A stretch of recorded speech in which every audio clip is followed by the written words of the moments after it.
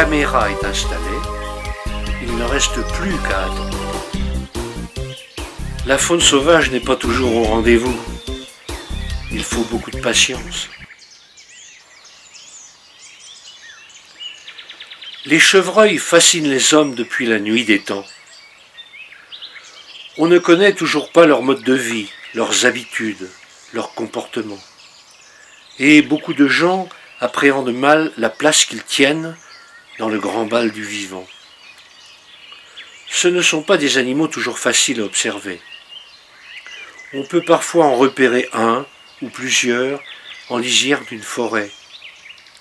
Hélas, ce ne sont la plupart du temps que de furtives apparitions, des rencontres de hasard, de brefs instants à la fois merveilleux, mais terriblement frustrants.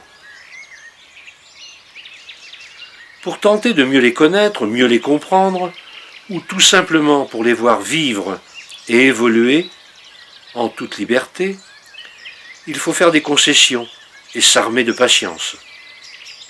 En fait, il n'y a pas d'autre solution que de se fondre dans la nature, de se faire oublier, l'espace de quelques heures, de quelques jours, de quelques nuits.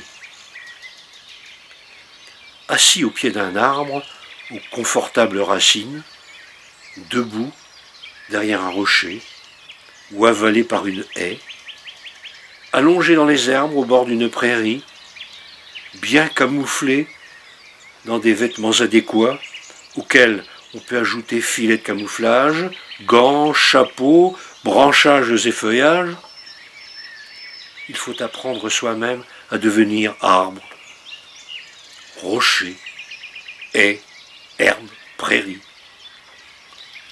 Immobile, l'attente est souvent longue et les fourmis dans les jambes souvent au rendez-vous. Mais quel bonheur, parfois, devant l'animal qui ne vous a pas deviné. Ce sont là moments magiques, instants de vie privée animale qui enchantent et apaisent comme un sublime morceau de musique. C'est la grande symphonie de la nature, la vie dans toute sa vraie vérité, nue, sans fioriture, sans falbala. C'est aussi un peu comme une drogue, quelque chose dont on ne peut plus se passer sans être persuadé de manquer l'essentiel, d'être privé de dessert. Alors, on y retourne. Certain, à chaque affût, que cette fois-là sera la bonne, que l'on aura la chance de les voir et de les filmer.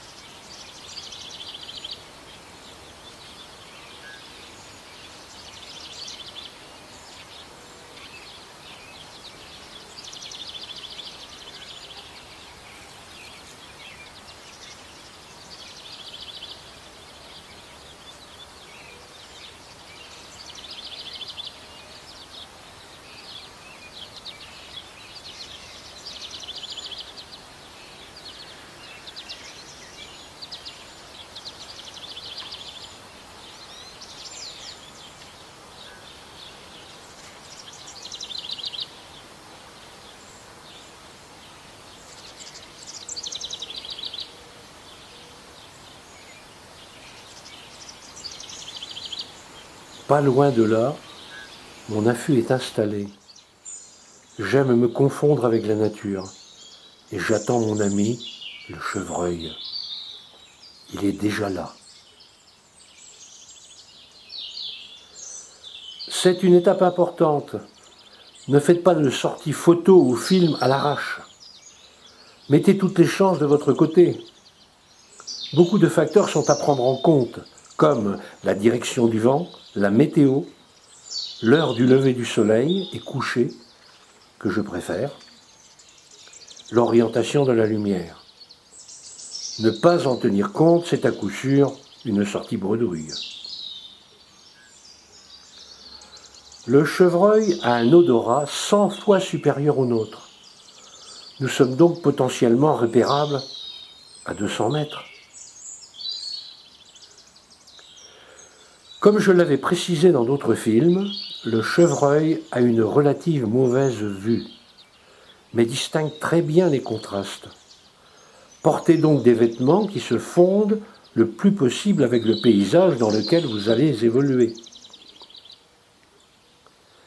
C'est un animal attachant, curieux.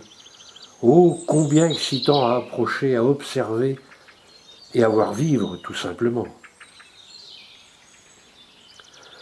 Le chevreuil est le cervidé le plus courant en Europe occidentale.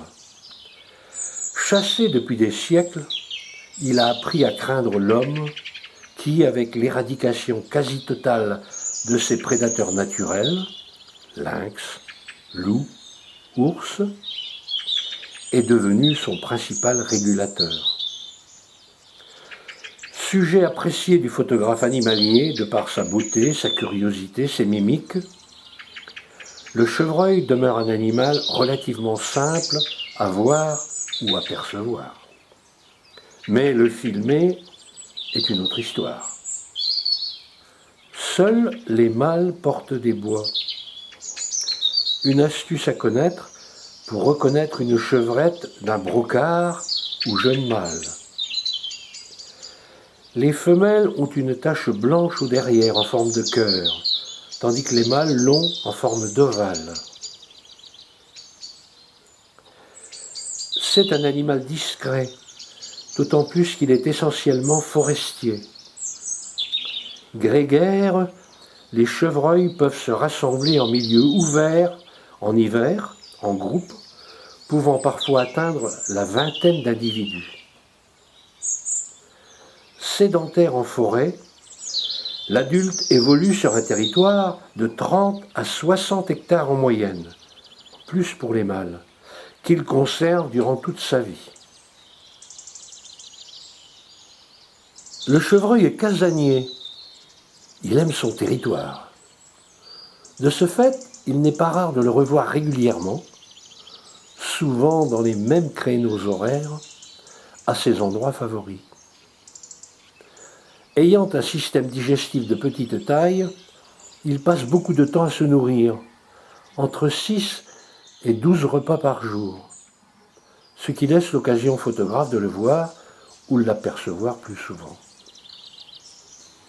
Je me tais, regardez et admirez la nature.